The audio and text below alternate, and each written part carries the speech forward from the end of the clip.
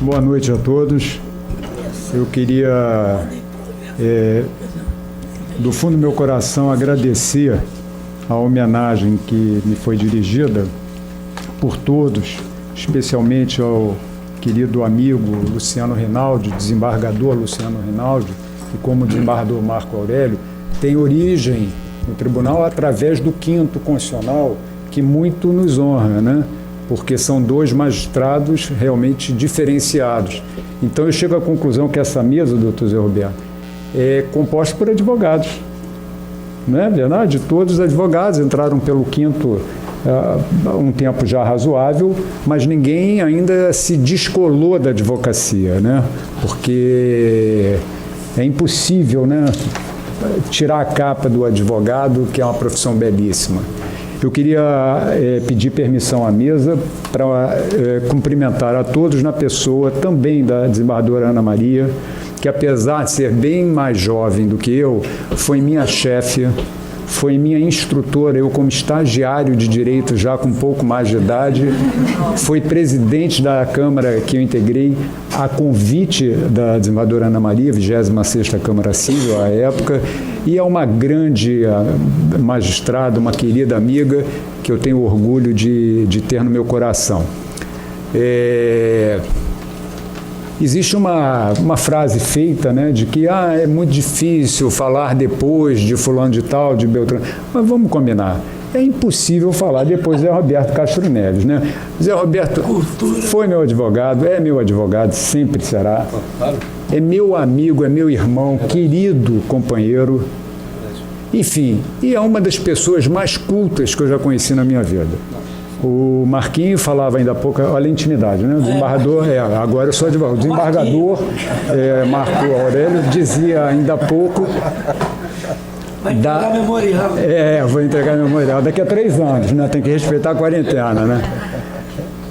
Não, mas é menos 3, porque já tem 2 semanas de aposentado, né? Então a gente tem que botar no papel. Rapidinho. Mas, enfim, eu vou tentar ser breve, até porque há 2 pessoas na plateia que vão congelar de frio. Eu estou vendo aqui, eu estou com uma pena, porque está frio aí, né? Se o Luciano Rinaldi fosse cavalheiro, ele tirava o paletó dele e entregava as 2. Quer dizer, um fala mas que ele, mora comigo, quer que eu tire a roupa. Eu não quero mais evento conjunto com o Fórum de Direito Civil. De processo tem mais tempo, tá? Mas enfim, eu vou divertir isso aqui, vai ficar mais divertido. Eu vou cumprir o meu papel de uma forma bastante breve, tentar ser o mais objetivo possível, porque o tema, em suma, e ao fim o que se pretende discutir aqui é segurança jurídica. Não só dos contratos, mas também, principalmente, das decisões judiciais. Então, vou tentar fazer um link, porque tudo que eu penso, tudo que eu sempre pensei, tudo que eu escrevi, tudo que eu decidi, foi sempre numa visão consequencialista do direito, que é a visão do impacto de uma decisão judicial na sociedade, na política, na economia, que é essa visão do pós-positivismo, é essa visão do consequencialista, tem uma importância extremada, porque através de uma simples canetada, uma singela decisão, você pode estar mexendo com todo o mercado ao mesmo tempo e causando um prejuízo irreparável. Então, a responsabilidade, olha, eu posso dizer isso hoje com toda tranquilidade, ser juiz é uma das tarefas mais difíceis desse mundo. Decidir a vida de alguém, decidir sobre o patrimônio de alguém, decidir sobre a liberdade de alguém, isso não é para qualquer um. Por isso eu saí daqui rápido, né? Porque não é para mim. Rápido que eu digo, já um pouquinho distante isso aqui, mas, enfim, saí a tempo. Saí a tempo de cometer uma bobagem. Mas, enfim, segurança jurídica, e eu, enquanto o Zé, meu amigo Zé, enquanto ele falava, eu ficava imaginando o que eu ia falar em processo civil e fui notando que, a partir do momento que ele desenvolvia o seu raciocínio, eu ia encaixando as questões do processo civil que muito tem a ver com o direito civil. Falava na necessidade de um diálogo entre as duas áreas do saber, que é necessária, porque você não alcança o teu direito material sem se valer do instrumento, da ponte que é o processo civil. E o processo civil, ou o processo em si, ele deve ser encarado como um instrumento de resultado. É através dele que se realiza o direito material em tempo razoável, pois, do contrário, o bem da vida vai ser entregue quando ele já é obsoleto. Portanto, o processo tem que ser visto como instrumento que garanta a satisfação daquele que se diz titular e que o judiciário reconhece como tal. Portanto, o Código de Processo Civil atual, ele prima com todas as palavras pela primazia do mérito, ou seja, vamos resolver o mérito, vamos afastar ao máximo aquelas questões que podem acarretar a nulidade do processo ou uma sentença de extinção sem apreciação do mérito. É um processo que serve realmente para entregar o bem da vida enquanto útil, porque de nada interessa, como no passado muito se fazia, entregar um bem da vida quando ele já não é mais útil, ele já é obsoleto.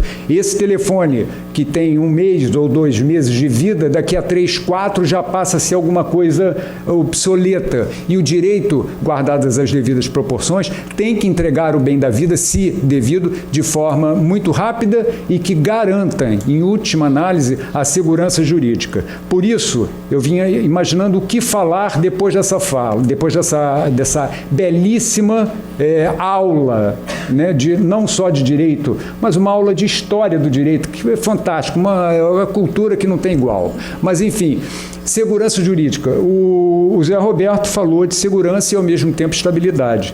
Os pilares do novo Código de Processo Civil se fundam em celeridade, uma celeridade adequada. Uma celeridade adequada, ou, como eu tenho dito e escrevo nesse sentido, uma celeridade responsável que não ultrapasse, que não atropele de alguma forma a garantia da dialética do processo. Foi rápido, né? A dialética do processo, garantindo que haja uma decisão justa, que se respeite o contraditório, porque a versão de um pode ser absolutamente desfeita a partir da contra-razão. Então, há todo um balanço e, ao mesmo tempo, a celeridade, que eu prefiro falar em tempo adequado do processo, porque celeridade nos dá uma impressão de que o juiz tem que ser rápido a ponto de superar qualquer princípio do processo inscrito tanto na lei como na Constituição, que é repeteco. A lei repete aquilo que a Constituição já diz, em termos de princípios, em especial o do contraditório. E a segurança jurídica, ela é vista como talvez a mais importante função, o mais importante, me falta a palavra agora, mas o mais importante elemento do direito, porque sem segurança jurídica não haverá investimento em lugar nenhum. Eu disse em determinada ocasião, também escrevi, Zé Roberto, sobre isso, que o Código de Processo Civil, há quem goste, há quem não goste, isso é natural, e há quem nunca o leu e não gosta. Aí já fica difícil, né? Mas eu dizia o seguinte, o Código de Processo Civil, quando fala em segurança e estabilidade, o que é segurança? O que é estabilidade no Código de Processo Civil, no direito brasileiro? Uma coisa foi dita hoje, só vai ser revista anos depois. Então, a gente tem que ter a exata noção de que não pode haver mudanças a todo instante. É necessário. O artigo 928 do Código de Processo Civil estabelece com todas as letras a necessidade de se manter, 926 ou 928, de se manter a coerência e estabilidade do processo civil. E quando se fala, repito, em estabilidade, hoje o que foi decidido tem que ser mantido, guardada novamente as devidas proporções, aquilo que está previsto no contrato tem que ser respeitado. Agora, exceções há, e as exceções têm que ser tratadas como são exceções. Pois bem, o Código de Processo Civil, ele traz, para garantir essa estabilidade, o que não é muito bem visto por magistrados em geral, e aí eu me coloco muito à vontade, porque fui durante muitos anos, mais de, acho que foram 26 anos ou 27 anos, já me perdi a conta aqui, porque a idade, né, é melhor não contar, né? Aí o que acontece? O Código de Processo Civil estabeleceu hoje aquilo que eu costumo chamar da sistemática dos repetitivos, vinculantes ou persuasivos para alguns, outros vinculantes totalmente. Ele traz a figura do IRDR, o Incidente de Resoluções de Demandas Repetitivas, e ele não traz, ele renova a figura do IAC, que é um Incidente de Assunção de Competência, que já era previsto no Código de Processo Civil de 73, no artigo 555, mas ele foi refinado, ele foi mais bem trabalhado para admitir causas que apenas uma, duas, que versem sobre determinada questão de direito, tem o potencial de gerar inúmeras decisões que não podem ser contraditórias. É inadmissível que, sob o mesmo fato, haja pessoas com decisões absolutamente distintas.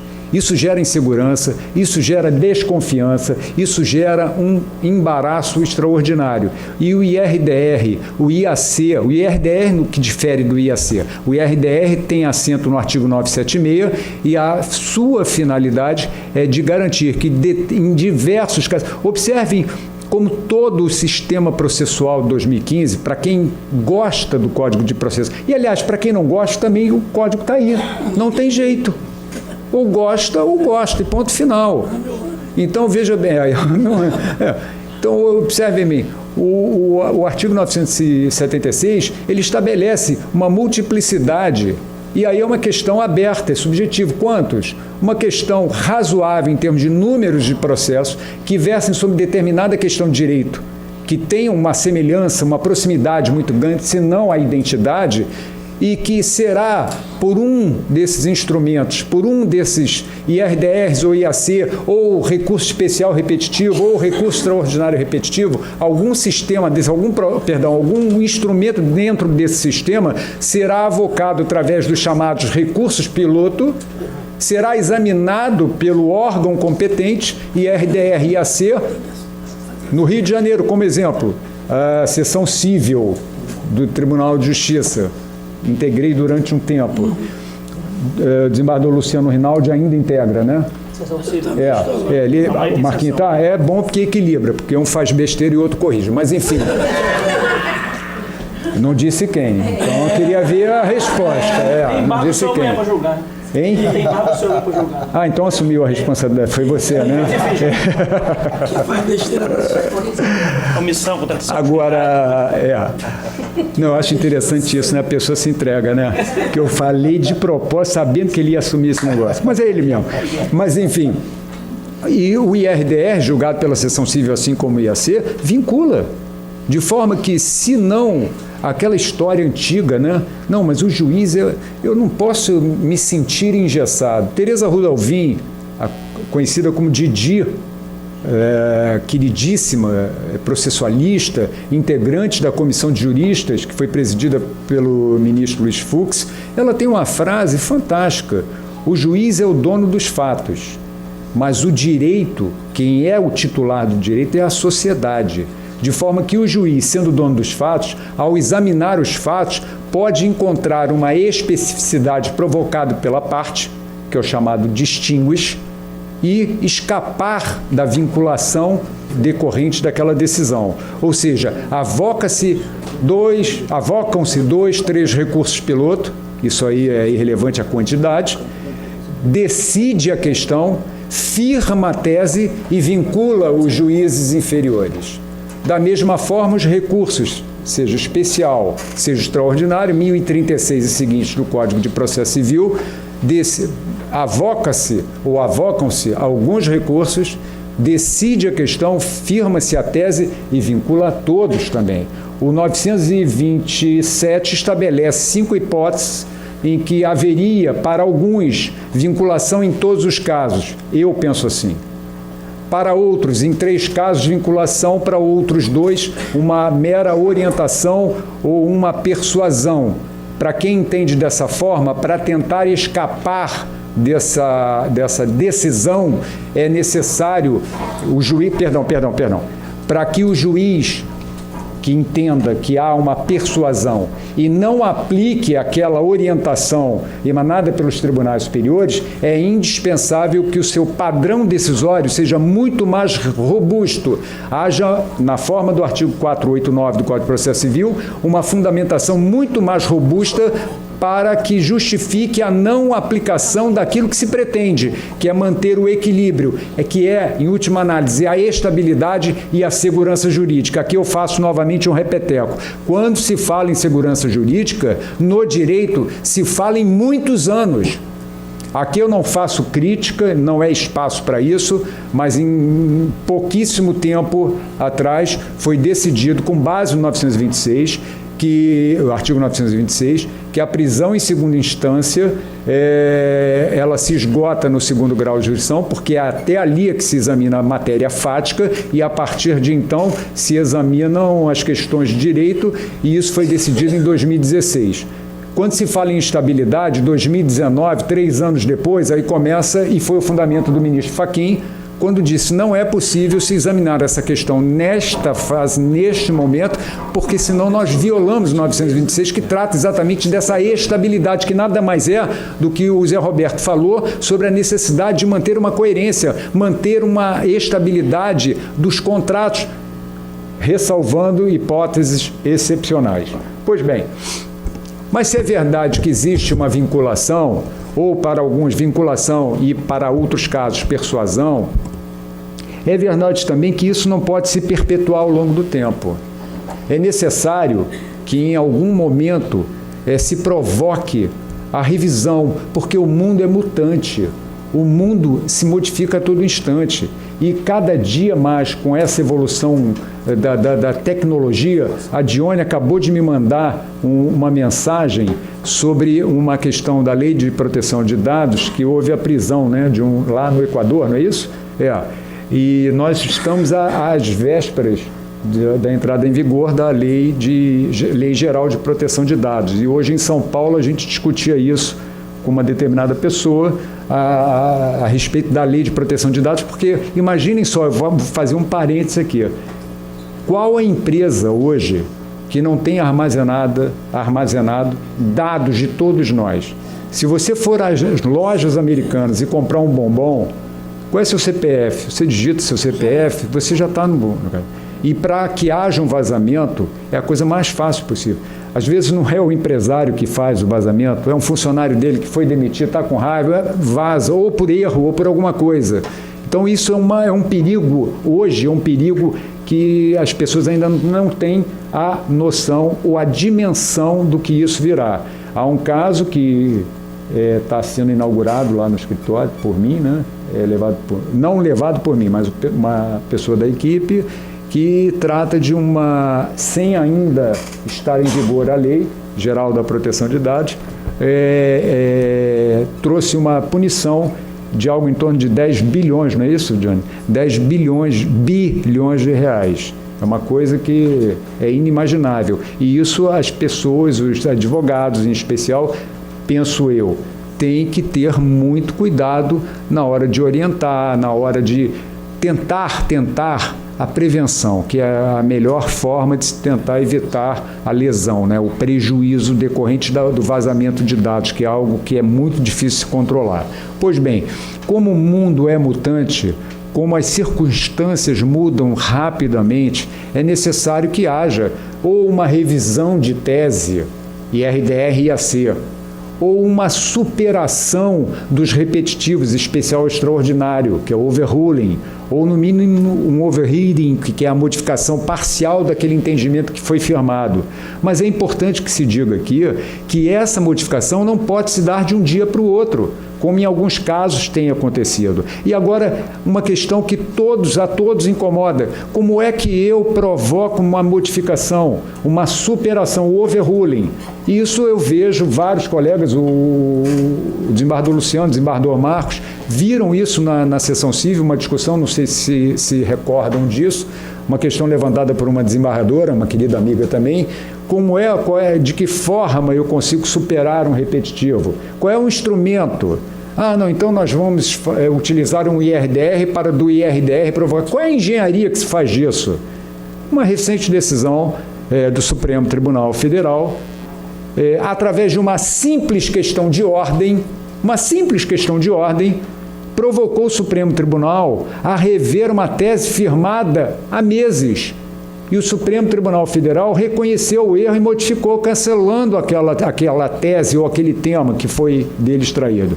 Mas isso é incomum, porque a partir do momento que você firma uma tese, essa modificação, para se garantir dentro do nosso sistema do civil law, que não tem raiz, todas, como dizia o nosso querido Zé Carlos Barbosa Moreira, tanto civil law como common law, que tem raiz no direito romano, tem tintas um sistema do outro. Mas dizer que na nossa teoria dos precedentes se iguala à teoria dos precedentes do common law é uma inverdade. Isso aí é uma falta de conhecimento sobre o mecanismo de cada uma dessas teorias dos precedentes. Mas a superação por uma simples questão de ordem. Ou então, aí é uma questão, é tudo muito novo, né? É tudo muito ainda objeto de muita discussão.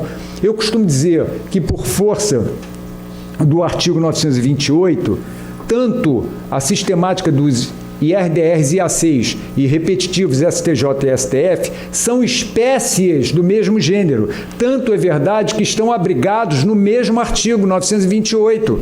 Então, são espécies do mesmo gênero, me permitem concluir que o que cabe num, cabe noutro. O que é vedado a um, é vedado ao outro. Então, teria uma outra saída. Como eu posso pedir uma revisão de tese? Ou como eu posso pedir uma modificação daquilo que foi firmado, ou melhor, desculpe, a superação daquela tese firmada nos tribunais superiores? Pois bem, vejamos de início um IRDR. E quando eu cito IRDR, eu também estou fazendo referência ao IAC, que está lá no artigo 947.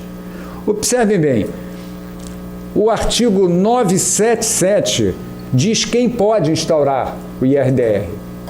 Qualquer um, qualquer parte, o juiz, o tribunal, entenda-se, o Poder Judiciário, o Ministério Público e a Defensoria Pública.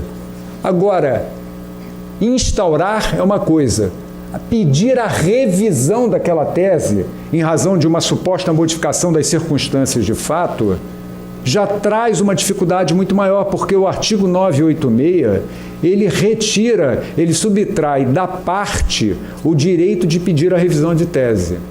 Alguns doutrinadores, como uma querida colega, Ana Tereza Basílio, ela escreve entendendo que esse dispositivo é inconstitucional, porque se a parte não pode, a Defensoria Pública também não poderia. Eu tenho um pensamento respeitosamente contrário, porque entendo que a Defensoria não pode quando ela estiver na qualidade de defensor de uma parte, de um assistido seu. Mas quando a Defensoria Pública estiver atuando na defesa de interesses institucionais, ela não pode, ela deve. Assim como o MP servem como filtros, porque imaginem só, chega um cliente meu hoje no escritório, me traz uma questão, eu provoco a instauração de um IRDR, por exemplo.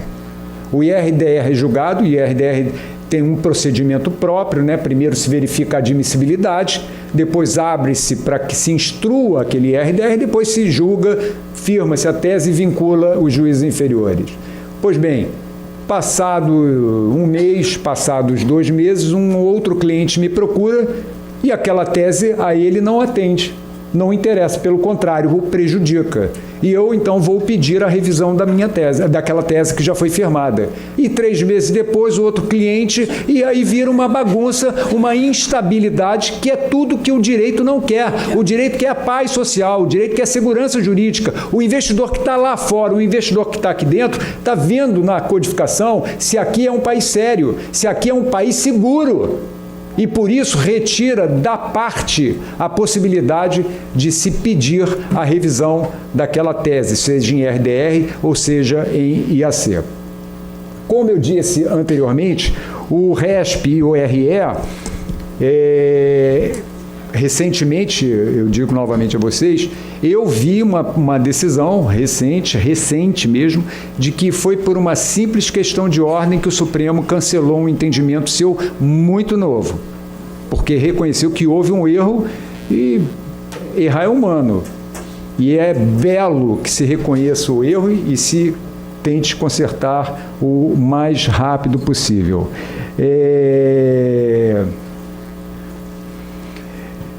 Portanto, em brevíssimas palavras, o que eu quis mostrar, e aqui o tempo nos desfavorece, porque tem que ser, né? Nós temos que terminar para poder abrir o espaço para o debate.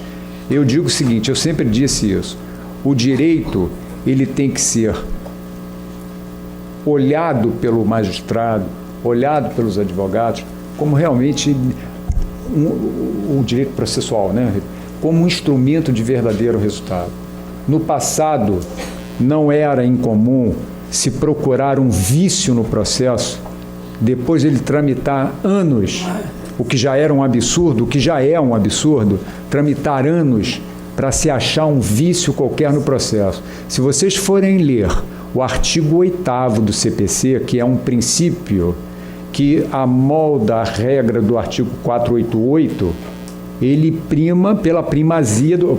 Perdão, ele defende, ele valoriza a primazia do julgamento de mérito, porque só assim o bem da vida vai ser entregue enquanto não obsoleto. E com isso eu trago celeridade adequada, eu trago previsibilidade, eu trago segurança jurídica. Enfim, meus amigos, a mensagem que eu quero mandar a vocês é que o processo civil, assim como o Código Civil, que pretende garantir estabilidade, segurança, previsibilidade, o Código de Processo Civil pensa da mesma forma. Foi-se o tempo em que se olhava o Código de Processo Civil como um instrumento, mas não de resultado, um instrumento para atender o direito material. E muitos com uma lupa tentavam achar algum vício que pudesse de alguma forma macular todo o processo. E o bem da vida que deveria ser entregue àquele que tem direito no tempo mais adequado possível, ficaria privado desse direito. Então hoje, quanto mais for possível a definição do direito, que se faça isso. O artigo 488, primazia do julgamento do mérito. O processo é um instrumento de resultado. O processo está em busca da segurança jurídica, da previsibilidade, porque assim ele, ao mesmo tempo, entrega o bem da vida num tempo razoável e garante que venha o investimento, tanto interno como externo, porque é um ambiente seguro para os negócios. Então, feitas essas observações, eu penso que o Código Civil, assim como o Código de Processo Civil, caminham lado a lado. Foi-se o tempo em que havia o entendimento de que o processo, e muitos criticavam isso, e criticam ainda, né, que o processo serve para não dar o direito. Quem não consegue interpretar bem o Código de Processo Civil vai chegar a essa conclusão. Quem tiver um pouco de bom senso, porque o direito nada mais é do que um bom senso justificado pela norma, quem conseguir olhar com a beleza que é o Código de Processo Civil, aquela necessidade de se garantir, um exemplo que eu dou aqui para encerrar, que não tem nada a ver com a teoria dos precedentes. Olha que beleza que o Código de Processo Civil traz. O Zé Roberto falava dos contratos, a letra que está lá, o que as partes assentaram, o que elas consentiram, o que elas firmaram. E, de repente, uma das partes entende que tem o direito de não cumprir aquele contrato. Simplesmente eu não vou cumprir o contrato. E isso, não fossem os instrumentos previstos na lei processual, resultaria num litígio. Aliás, todos nós aqui fomos formados para litigar, quando, na realidade, o direito hoje contemporâneo, ele pretende evitar o litígio. De que forma? Fomentando cada vez mais os meios alternativos de solução de conflitos. Eu destaco em especial a mediação, que ainda precisa de termos a cultura necessária para que possamos utilizar essa ferramenta com muito mais... Mas a mediação, eu já volto àquela questão anterior, mas a mediação é algo maravilhoso, porque não é uma simples negociação, é uma negociação assistida por quem detém conhecimentos técnicos, científicos, que conduzem as partes a uma solução por elas decididas. Ou seja, é uma justiça muito mais legítima, de muito menor ressentimento e que vai resultar em menos um recurso e a satisfação do direito da parte. Mas eu dizia, imagine uma parte, e aqui eu vou encerrar, imagine uma parte que simplesmente se nega, e não é incomum, se nega a cumprir um preceito qualquer estabelecido num contrato, gerando uma insegurança, gerando uma insatisfação, gerando litígio. O Código de Processo Civil atual, 2015, ele inova trazendo a tutela provisória de evidência. Não é mais a tutela provisória. Antigamente falávamos em tutela antecipada, e só. Hoje nós temos a tutela provisória de evidência, de urgência e a tutela provisória cautelar também. Não existe mais a cautelar autônoma. Hoje tudo se pretende, se pretende sempre se reduzir ao máximo, simplificar ao máximo aquilo que as pessoas olham, não, isso é muito complicado. Não é. A tutela de evidência, uma das hipóteses de cabimento, é aquela em que documentos comprovam que houve por parte do senhor fulano de tal, o descumprimento do contrato. Eu tenho documentos ali, eu tenho a prova documental. Mas não há perículo in mora. Pouco importa, não há prova do perículo in mora, pouco importa, é desimportante, é desinfluente, porque a tutela provisória de evidência se distancia da tutela provisória de urgência, porque nesta última é necessário o perículo in mora. Na tutela de evidência, afasta-se o exame do perículo in mora. Ele descumpriu o contrato, deixa eu ver, tem documento, está aprovado isso aqui? Está aprovado, tem uma ata notarial, tem uma série de documentos que demonstram que houve inequívoco descumprimento do contrato. Tutela de evidência na hora, se restabelece e com isso se alcança o que o direito persegue, que é a paz social. Muito obrigado.